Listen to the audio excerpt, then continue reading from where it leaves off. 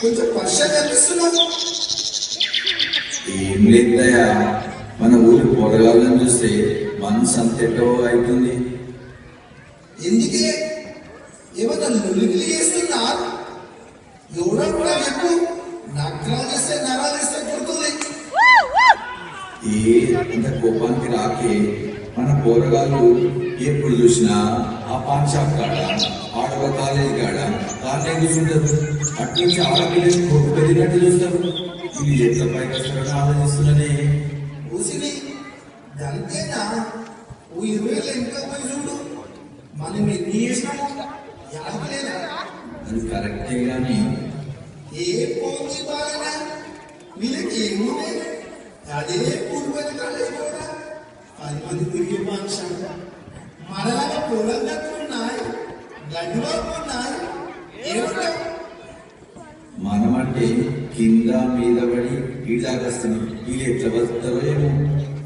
అది కాదు అని కొంచెం శాంతంగా నేను చెప్తా. బాగా మొన్న సీనియర్ బ్యాచ్ ఇక్కడ తిరిగి కదా, వాళ్ళు కూడా బాగానే ఉన్నారు కదా.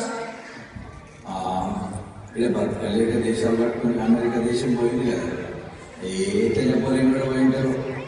అరే మళ్ళా అదే మాట్లాడుతున్నావు. వాళ్ళంతా ఆడిపోయి పిల్లలతో మస్తు బతుకున్నారు. తెలుగు సంఘం చెప్పుకొని మన పండుగలను చేసుకుంటూ పిల్లలకు తెలుగు చెప్పుకుంటూ బతుకున్నారు. మీరు కూడా కాపాడాలి. మన ఊరి మీద గాలి మాట్లాడుతుంది. బాగా జాగ్రత్తగా వచ్చారు. మన పద్ధతి ఏదైనా మర్చిపోలేదు. కాళ్ళకి పంచలు బట్టి, చేతులు బట్టి, జాతరంగా దగ్గరలు బట్టి ఆడుతున్నారు. మన ఊరికే కలిసింది. దయా నువ్వు చెప్తే నాకు మనసు ఆగలేదే. పోయి చూద్దాం పదా. పదా జల్దీ పోదాం.